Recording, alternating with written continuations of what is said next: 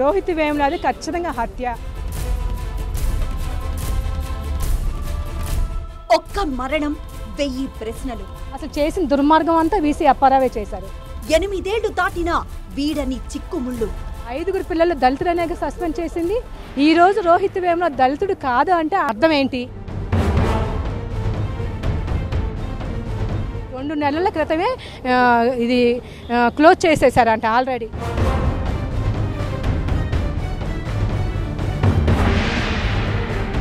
రోహిత్ వేముల ఆత్మహత్య ఉదంతం సామాజిక రాజకీయ మృదంగంలా మారి ఒక అంతులేని కథగా, వ్యధాభరిత గాథగా, కులాలతో ముడిపడి మతాల చుట్టూ నడిచిన రోహిత్ వేముల డెత్ మిస్టరీ మొదలై 8 ఏళ్లు గడిచిపోయింది. ముగింపుకొచ్చినట్టే వచ్చి మళ్లీ మొదటికొచ్చేసింది. చాప్టర్ క్లోజ్ అంటూ కేసును మూసేసి హైకోర్టు టేబుల్ మీద పోలీసులు రిపోర్ట్ పెట్టి 24 గంటలు దాటకముందే కేసు రీఓపెన్ చేయాలంటూ ఆదేశాలొచ్చేశాయి. ఈ 8 ఏళ్లలో రోహిత్ వేముల కేసు ఎన్ని వంకర్లు తిరిగింది, ఎంతమంది ఎన్ని రకాలుగా వాడుకున్నారు, ఎన్ని సంచలనాలకు తావిచ్చిందో లెక్కే లేదు. 2016 జనవరి 17 హైదరాబాద్ యూనివర్సిటీ హాస్టల్ గదిలో జరిగిన రోహిత్ వేముల ఆత్మహత్య అప్పట్లో దేశవ్యాప్తంగా ఒక సంచలనం. దేశవ్యాప్తంగా పెద్ద ఎత్తున నిరసన జ్వాల చెలరేగింది. ఒక దళిత విద్యార్థిని ఆత్మహత్య చేసుకునేలా ప్రేరేపించింది ఎవరు? వాళ్ళని గుర్తించాలి, శిక్షించాలి అంటూ డిమాండ్లతో హోరెత్తించింది విద్యార్థి లోకం. ఈ కేసులో బీజేపీ నేతల ప్రమేయం నేరుగా ఉండడంతో అతిపెద్ద పొలిటికల్ ఇష్యూగా మారింది. కాంగ్రెస్, ఆమ్ ఆద్మీ, వామపక్షాలు కూడా రంగంలోకి దిగేశాయి. ఆత్మహత్యకు ముందు క్యాంపస్ లో యాక్టివ్ గా ఉంటూ అంబేద్కర్ స్టూడెంట్స్ యూనియన్ పేరుతో వేదికను ఏర్పాటు చేసి దళిత విద్యార్థుల పక్షాన పోరాడేవాడు రోహిత్ వేముల. ఈ క్రమంలోనే ఏబీవీపీతో రోహిత్ కి ఘర్షణాత్మక నేపథ్యం ఏర్పడింది. ఏబీవీపీకి చెందిన ఒక స్టూడెంట్ లీడర్ పై దాడి జరగడంతో రోహిత్ మీద ఫోకస్ పెరిగింది. వర్సిటీలో అరాచకాలు పెరిగిపోయాయంటూ ఏబీవీపీ నుంచి బండారు దత్తాత్రేయకు రిక్వెస్ట్లు వెళ్తే ఆయన కేంద్రంలో హెచ్ఆర్డీ మంత్రిగా ఉన్న స్మృతి ఇరానీకి లేఖ రాశారు.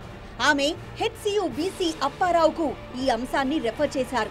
ఆ వెంటనే అంబేద్కర్ స్టూడెంట్స్ యూనియన్ కు చెందిన కొందరు యాక్టివిస్టులపై యాక్షన్ తీసుకోవడం, అందులో రోహిత్ వేముల కూడా ఉండడం, స్టైపెండ్ ఆగిపోయి సోషల్ బాయ్కాట్ కి గురై రోహిత్ మనస్తాపం చెందడం, ఈ పరిణామాలన్నీ అందరికీ తెలిసినవే.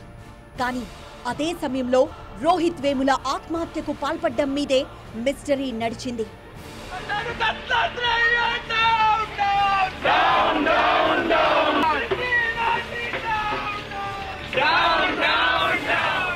ఒక దళిత విద్యార్థిని చుట్టుముట్టి నిస్పృహకు గురయ్యేలా చేసి ఆత్మహత్యకు ప్రేరేపించారు అనే వాయిస్ దేశమంతా వ్యాపించింది.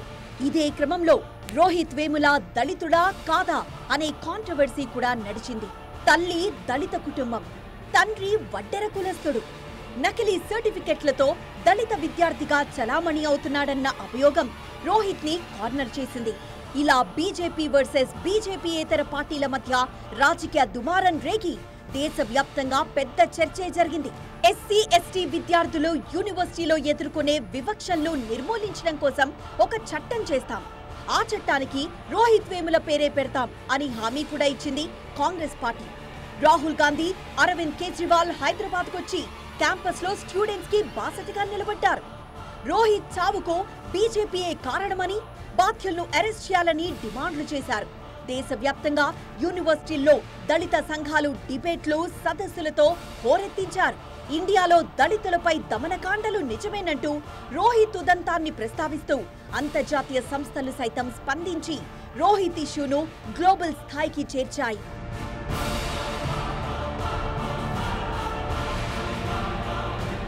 రోహిత్ వేముల మరణం తర్వాత దేశవ్యాప్తంగా విద్యార్థి లోకం భగ్గుమంది. దాంతో పాటే రాజకీయ రణరంగం కూడా షురు. దీనికి సమాంతరంగా కేసు దర్యాప్తు కూడా మొదలైంది. రోహిత్ ను ఆత్మహత్యకు ప్రేరేపించారన్న ఫిర్యాదుతో బీజేపీ నేతలపై, అప్పటి హెచ్సియు వైస్ ఛాన్సలర్ అప్పారావుపై కేసు నమోదు చేసి విచారణ ప్రారంభించారు పోలీసులు. దీనికి అనుబంధంగా ఎస్సీ ఎస్టీ అట్రాసిటీ కేసులు కూడా నమోదయ్యాయి. 95 మంది సాక్షుల్ని విచారించి ఫోరెన్సిక్ రిపోర్ట్స్ ని పరిశీలించి చివరకు రోహిత్ వేముల ఆత్మహత్యకు ఎవ్వరూ కారణం కాదని నిర్ధారణకొచ్చి 2 నెలల కిందటే క్లోజర్ రిపోర్ట్ రెడీ చేశారు పోలీసులు. మే 3న తెలంగాణ హైకోర్టుకు సమర్పించారు. సో కథ పరిసమాప్తం. కేసులో నిందితులైన మాజీ MP Bandaru Dattatreya, MLC Ramachandra Rao, VC Apparao, కేంద్ర మంత్రి స్మృతి ఇరానీతో పాటు అనేక మంది ఏపీవీపీ నేతలకు సైతం ఇదొక పెద్ద రిలీఫ్. రోహిత్ వేముల దళితుడు కాదు, బీసీఏ వడ్డెర కులస్తుడు అని కూడా క్లారిఫై చేశారు పోలీసులు. కుల ధృవీకరణ పత్రం సరైంది కాదని బయటికి తెలిస్తే ఇబ్బందులు తలెత్తే అవకాశముందన్న భయంతోనే అతడు ఆత్మహత్య చేసుకున్నాడనేది క్లోజర్ రిపోర్ట్ సారాంశం.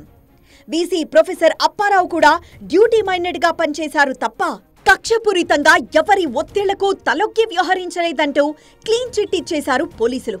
అతడిపై వేధింపులకు మూలకారకులుగా చెబుతున్న బీజేపీ నేతలు రామచంద్రరావు, బండారు దత్తాత్రేయ, హెచ్సీయూ వీసీ అప్పారావు నిర్దోషులేనన్నది మరో నిర్ధారణ.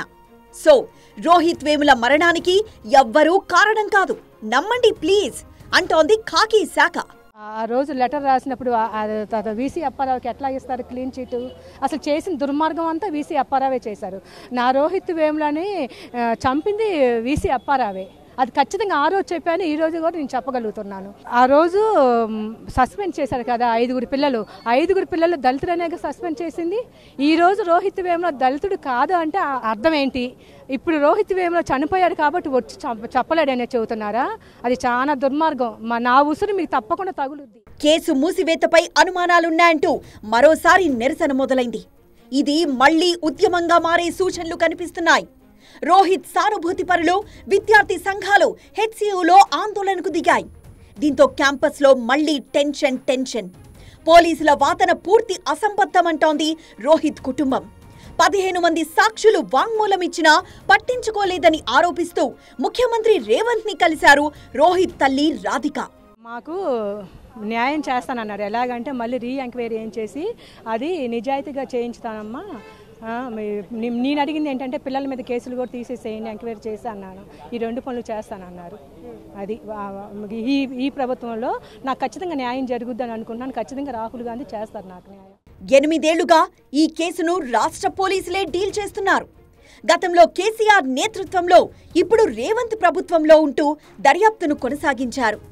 ఈ 2 పార్టీలు బీజేపీకి వ్యతిరేకమే కనుక మోదీ సర్కార్ను అపరాధిగా చూసే అవకాశం లేకుండా పోయింది. కానీ రేవంత్ హయాంలోనే కేసు మూసివేతకు గురవడం కొత్త సందేహాలకు తావిస్తోంది. ఇప్పుడు కేంద్రంలో బీజేపీ ప్రభుత్వం ఓడిపోయిద్దని భయంతో, ఓడిపోతే అందరినీ జైలు పాలు చేస్తారనే రాహుల్ గాంధీ గారి భయంతో ఇప్పుడు బ్లేమ్ చేస్తున్నారు. కాంగ్రెస్ ప్రభుత్వాన్ని, రాహుల్ గాంధీని బ్లేమ్ చేయడానికి 2 నెలల క్రితమే ఇది క్లోజ్ చేసేసారంట. ఆల్రెడీ కోర్టుకి చేసేసారు. ఇప్పుడు ఈ ఎలక్షన్ టైంలో బయట పెడతానికి ఉద్దేశం ఏంటి? ఈ కాంగ్రెస్ పార్టీని బ్లేమ్ చేయడానికి. సో రోహిత్ వేముల ఆత్మహత్య కేసు ఆగినట్టే ఆగి మళ్లీ సాగుతోంది. దర్యాప్తును కొనసాగించాలని డిసైడ్ అయిన తెలంగాణ పోలీస్ శాఖ ఆ దిశగా చర్యలు తీసుకుంటోంది. కేసు పునర్విచారణకు అనుమతి కోరుతూ కోర్టులో పిటిషన్ వేసే అవకాశం ఉంది.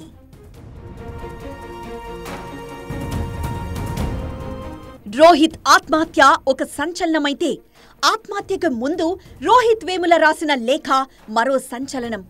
అప్పట్లో ఆ లేఖ యువతరంలో ఆలోచనల్ని రేకెత్తించింది. చక్కటి ఇంగ్లీష్లో సెన్సిటివ్ కంటెంట్తో కూడిన రోహిత్ చివరి లేఖ రాజకీయ రణగొణల మాటున పడి మరుగున పడిపోయింది.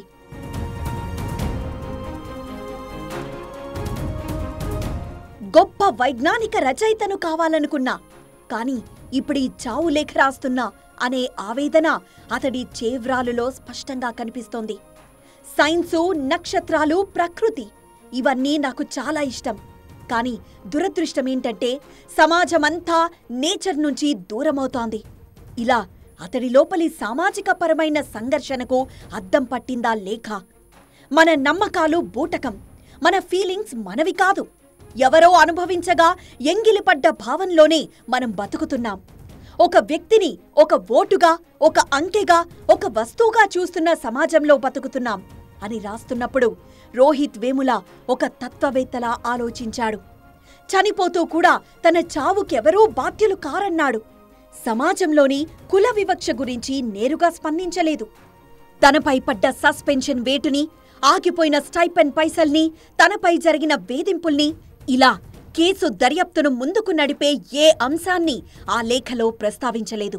ఆఖరి నిమిషంలో కూడా అంతటి మెచ్యూరిటీతో ఉన్న రోహిత్ వేముల ఆలోచన చనిపోయిన తర్వాత దారి తప్పిందా? రాజకీయ పార్టీలకు ఒక వస్తువుగా మారిందా?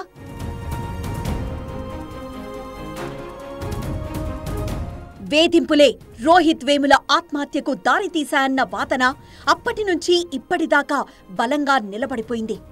పోలీసుల క్లోజర్ రిపోర్ట్ మాత్రం దానికి పూర్తి విరుద్ధంగా రావడంతో అతడి సానుభూతిపరులు జీర్ణించుకోలేకపోయారు. ఇది ఆత్మహత్య కాదు, వ్యవస్థీకృత హత్య.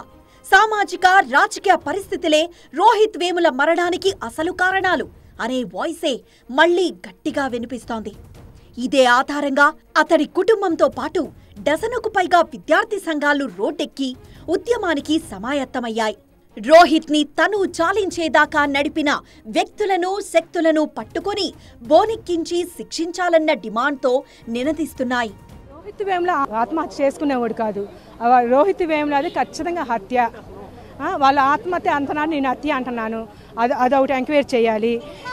మళ్ళేమో ఇప్పుడు కావాలి, అప్పుడు క్యాస్ట్ విషయం, ఆ క్యాస్ట్ దళిత్ అనేసి ఆ రోజు ఎంక్వైరీ సస్పెండ్ చేశారు, సోషల్ బాయ్కాట్ చేశారు. అది కాదు అంటున్నారు, సోషల్ బాయ్కాట్ కాదు అంటున్నారు వాళ్ళు. అది కాదంటే ఎట్లా కుదురుద్ది? ఇప్పుడు మెస్లోకి వెళ్ళొద్దన్నారు, అడ్మినిస్ట్రేషన్ కాడికి వెళ్ళొద్దన్నారు, రోడ్డు మీద తిరగొద్దన్నారు, ఏది యూనివర్సిటీలో. ఇదంతా సోషల్ బాయ్కాట్ కాదా? ఖచ్చితంగా అదే. అది కాదంట. దాని గురించి ఒక ఎంక్వైరీ వేయాలి. నా కొడుకు దళిత్ కాదని అంటున్నారు, దాని మీద క్యాస్ట్ మీద ఒక ఎంక్వైరీ కావాలి. కానీ దురదృష్టం ఏంటంటే రోహిత్ చుట్టూ రాజకీయం మళ్లీ జడలు విప్పుకుంది. పార్టీల మధ్య రణరంగం సెకండ్ చాప్టర్ షురూ అయినట్టుంది. కేసు మూసేసి కథను కంచికి చేర్చిందంటూ కాంగ్రెస్ పార్టీ మీద విమర్శల దాడి మొదలైంది. రోహిత్ దళితుడా కాదా తేల్చడానికి రోహిత్ తల్లిని DNA టెస్ట్ చేస్తామన్నారట పోలీసులు. ఇదేనా ఒక దళిత కుటుంబానికి మీరిస్తున్న గౌరవం అంటూ అటాక్ మొదలెట్టారు వంచిత్ బహుజన్ అగాడి ఫౌండర్ ప్రకాష్ అంబేద్కర్. అత్యంత సున్నితమైన ఈ ఉదంతాన్ని దేశవ్యాప్త రాద్ధాంతంగా మార్చి దళితుల పట్ల ప్రేమలు ఒలకబోసిన కాంగ్రెస్ పార్టీ ఇప్పుడేమంటుంది అని సెటారేశారు కేంద్ర మంత్రి నిర్మలా సీతారామన్. కానీ బీజేపీ ప్రోత్బలంతోనే కేసు మూసివేత జరిగిందనేది కాంగ్రెస్ పార్టీ వాదన. బీఆర్ఎస్ పార్టీ అధికారంలో ఉన్నప్పుడు బీజేపీ పార్టీ చెప్పిన విధంగా బీఆర్ఎస్ పార్టీ ఇన్వెస్టిగేషన్ చేయించడం జరిగింది. కేవలం ఆ రిపోర్ట్ని మనం సబ్మిట్ చేయడం జరిగింది. ఆ సబ్మిట్ చేసిన రిపోర్ట్ పైన కూడా రీఇన్వెస్టిగేషన్ చేయమని చెప్పి ఆల్రెడీ డీజీపీ గారు ఆదేశించడం జరిగింది. రీఇన్వెస్టిగేషన్ చేసి వాస్తవాన్ని బయటికి తీసుకొని వచ్చి రోహిత్ వేముల గారి కుటుంబానికి న్యాయం చేస్తామని చెప్పి ముఖ్యమంత్రి గారు పర్సనల్గా ఎంటైర్ ఇష్యూలో వారి ఇంటర్వ్యూని ఎంటైర్ ఇష్యూని వారు మానిటర్ చేసి ఆ కుటుంబానికి న్యాయం జరిగే వరకు వారు వెంట నిలుచుంటారని చెప్పి భరోసా ఇవ్వడం జరిగింది. దానితో పాటు రేపు ఏర్పడే ఇండియా అలయన్స్ ప్రభుత్వంలో తప్పనిసరిగా రోహిత్ వేముల యాక్ట్ను కూడా ఇంప్లిమెంట్ చేయడం జరుగుతుంది. రోహిత్ వేముల దళితుడా కాదా అనే సాంకేతిక అంశాల్ని పక్కన పెడితే అతడు దళిత నేపథ్యంలో, దళిత వాతావరణంలో పెరిగిన వ్యక్తి అనేదైతే వాస్తవం. అతడి కులం కంటే అతడి మనోగతం, అతడి ఆక్రోశం, అతడి ఆవేదన మీదే లోతైన దర్యాప్తు జరపాల్సిన అవసరముంది. ఇప్పుడు రీఓపెన్ అయిన రోహిత్ వేముల కేసు ఆ దిశగా నడుస్తుందా, లేక మళ్లీ ఇదొక రాజకీయ అంశంగా మాత్రమే పరిమితమై దళిత్ కాడ్కి అటూ ఇటూ నిలబడి ఓట్లాడుకోవడం మొదలవుతుందా? చూడాలి.